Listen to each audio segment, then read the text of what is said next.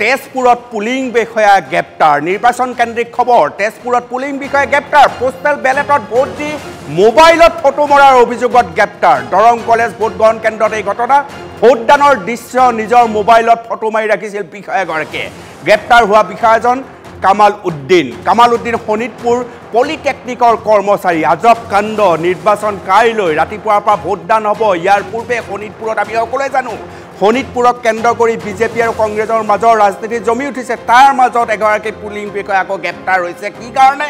postal বেলেটৰ vote দি মোবাইলত photo মৰাৰ অভিযোগত গ্ৰেপ্তাৰ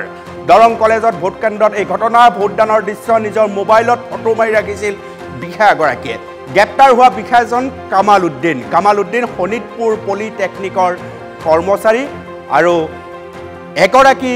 পুলিং বিষয়াই নিজৰ সেলফি মৰাৰ যি প্ৰৱণতা সেই প্ৰৱণতা বন্ধ কৰিব নোৱাৰাৰ পৰিণতি হৈছে গ্ৰেপ্তাৰ